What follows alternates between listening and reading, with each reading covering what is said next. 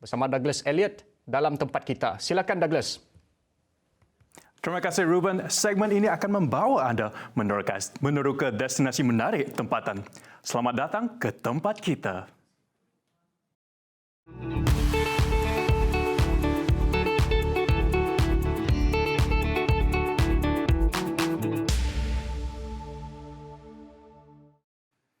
Daerah Bau bakal menjadi tumpuan pelancongan dengan pembangunan Tasik Biru Resort City yang akan menyediakan kemudahan seperti hotel, taman rekreasi, apartmen, taman perumahan, jambatan, chairlift dan sebagainya. Projek ini dijangka akan mengubah lanskap pembangunan di Tasik Biru sekaligus menjadikannya antara destinasi pelancongan termoden di daerah itu. Laporan tepat kita minggu ini bersama Stewart Dawi. Menurut Ahli Dewan Undangan Negeri Adun Tasik Biru, Dato' Henry Herijine, pembangunan di Tasik Biru tidak akan menjejaskan ekosistem tasik dan alam semula jadi yang sedia ada di kawasan itu. Sekiranya siap nanti, ia dapat memberi impak positif kepada pertumbuhan industri pelancongan di daerah Bau. Kita menjangkakan peluang pekerjaan untuk anak tempatan sebanyak 500 peluang pekerjaan apabila siapnya Tasik Biru Resort City ini. Jelasnya kerjasama di antara kerajaan Sarawak dan pihak swasta itu akan mempercepatkan lagi projek Tasik Biru Resort City. Sejarah aktiviti perlombongan emas di kawasan Tasik Biru yang telah berusia 200 tahun akan menarik minat pengunjung untuk melihat dan merasakan sendiri pengalaman di kawasan bersejarah itu. Dan kita tidak mau ketinggalan. Kita juga mau sama-sama maju dengan kawasan lain. Dan kita juga di antara Indonesia dan Kuching, saya percaya kalau kita majukan Bau, saya percaya impaknya kepada rakyat tempatan memang besar. Selain itu, Kerajaan Sarawak juga mahu menaik taraf pintu masuk sempadan di Serikin menjadi pintu masuk antarabangsa. Penambahbaikan itu akan memudahkan perjalanan pengunjung dari negara jiran untuk datang ke Sarawak, terutamanya kawasan yang berdekatan dengan sempadan kedua-dua negara. Pos Serikin dinaik taraf kepada International Gateway. Tentulah orang akan datang, penghujung akan datang menggunakan pasport yang lebih memudahkan. Setakat ini mereka menggunakan pas lintas batas dan pergerakan mereka cuma limited di kawasan Bau sahaja. Ini bukan hanya meranjakkan lagi aktiviti pelancongan di kawasan Bau, tetapi juga aktiviti perdagangan di antara kedua-dua negara yang masing-masing mempunyai produk tempatan yang boleh dipromosikan. Tambah Henry, perkara itu dilihat membuka peluang ekonomi kepada usahawan-usahawan tempatan dan menggalakkan penduduk untuk menceburi bidang keusahawanan yang dapat menjana pendapatan lumayan. Sementara itu, Pegawai Daerah Bau, Enilia Siam berkata kerajaan negeri berhasrat untuk mewujudkan kluster pembangunan iaitu membawa pengunjung datang ke Bau dalam tempoh jangka panjang. Tema untuk membangunkan Tasik Biru menggunakan landasan pelancongan, kita merancang untuk membina museum, Goldmine Museum. Kenapa Goldmine Museum jadi tarikan? Sebab kita mengambil aspek di mana Tasik Biru dan daerah Bau khasnya adalah satu dulu kawasan pelombongan yang besar di kawasan ini. Kata Enilia, mengambil kira pendekatan sejarah perlombongan emas di Bau menjadikan pembinaan muzium itu dimasukkan di dalam pelan perancangan pembangunan Tasik Biru. Kajian juga telah dijalankan untuk merealisasikan rancangan itu dapat menjadi kenyataan. Selain itu, perancangan itu telah melibatkan beberapa agensi pelaksana dan pihak korporat untuk membangunkan muzium itu dalam masa terdekat ini.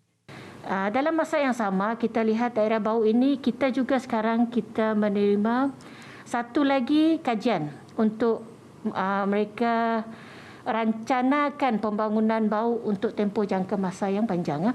Iaitu kita bukan hanya mengambil aspek sektor pelancongan sebagai peneraju pembangunan kita. Jelasnya daerah Bau juga memiliki sumber asli yang banyak dan boleh dibangunkan bagi memberi keuntungan kepada masyarakat tempatan. Dalam pada itu, pengunjung tempatan Dato' Rahman Lariwu berkata, Tasik Biru akan menjadi destinasi pelancongan moden dan para peniaga kecil dan penjajah akan menerima timpias yang positif. Pengunjung sentiasa datang dan memberi impak yang lebih bagus kepada peniaga-peniaga kecil di kawasan di sekitar daerah Bau ni lah, terutamanya di Tasik Biru.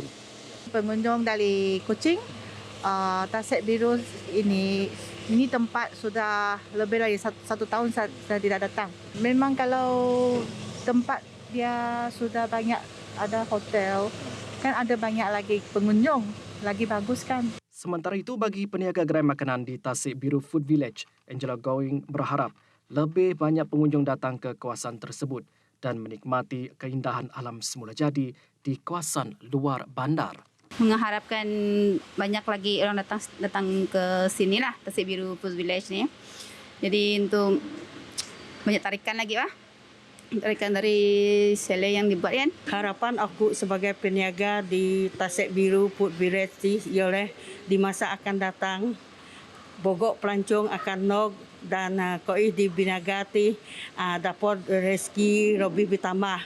So the adin dapat meningkatkan ekonomi para penduduk jugalah, dan serta kawasan ini akan dijadikan sebagai tumpuan ramailah dikenali oleh penduduk yang luar dari Bau ini. Pembangunan baharu fasiliti di kawasan Tasik Biru ini akan menjadikan Tasik Biru menjadi destinasi pelancongan yang semakin menarik dan pada masa sama masih mengekalkan ekosistem Tasik dan alam sekitar semula jadinya dan sekaligus membantu meningkatkan industri pelancongan di kawasan ini dan ekonomi rakyat setempat. Sekaligus meningkatkan juga destinasi pelancongan yang ada di sekitar Bau ini. Saya Studawi bersama dengan juru kamera Aziz Soleh untuk TVS Bau.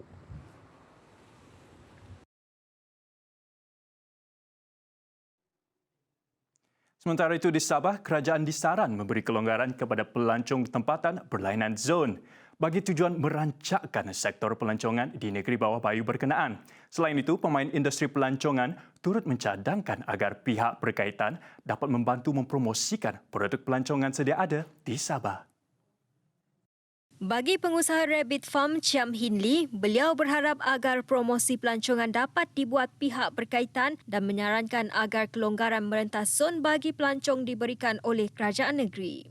Pelanggan pun ada datang sudah, jadi kami pun rasa baguslah sebab lama sudah tidak buka kan. Tapi masalah dia itulah kalau harap kerajaan boleh awal kasih buka semua lah zon. Kalau tidak, kita pun harap zon yang boleh datang sini saja, yang lain tidak dapat lentaskan. Beliau berkata sepanjang tempoh Perintah Kawalan Pergerakan PKP, beliau terpaksa menanggung kos penyelenggaraan melebihi RM200,000. Turut menyuarakan hasrat sama agar kerajaan melonggarkan prosedur operasi standard SOP berkenaan adalah pemilik Dimi Resort Dimi Shed. Sebenarnya banyak orang berdatang-datang yang menanya-nanya bahawa penginapan sudah dibuka. Jadi saya jawab, saya bilang belum boleh lagi. Jadi kalau ada arahan daripada kerajaan, kami bukalah.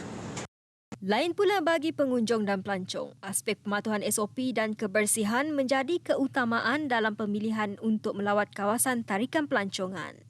Before this sudah boleh jalan-jalan dan ni first time turun dari KK. So okey jugalah, cantik juga ni tempat. Sejuk-sejuk and then sambil tengok Arnab lah. Memang sudah plan juga sebab lama sudah PKP kan. Jadi sini saja yang dapat pergi. Asal dari Kinarut. Memang dah boleh. Sekarang ni puasa telah dapat bersama family. Dalam rancangan Malaysia ke-12, kerajaan menjangkakan jumlah pelawat domestik meningkat pada kadar 5.5% dengan sasaran seramai 212 juta pelancong dan pendapatan sebanyak RM100 bilion menjelang tahun 2025. Justru bagi mengembalikan keyakinan pelancong, usaha penjenamaan dan promosi yang mengutamakan aspek keselamatan dan kebersihan harus diberi keutamaan. Laporan itu tadi menutup tirai tempat kita untuk malam ini. Saya Douglas Elliot, salam hormat dan selamat malam.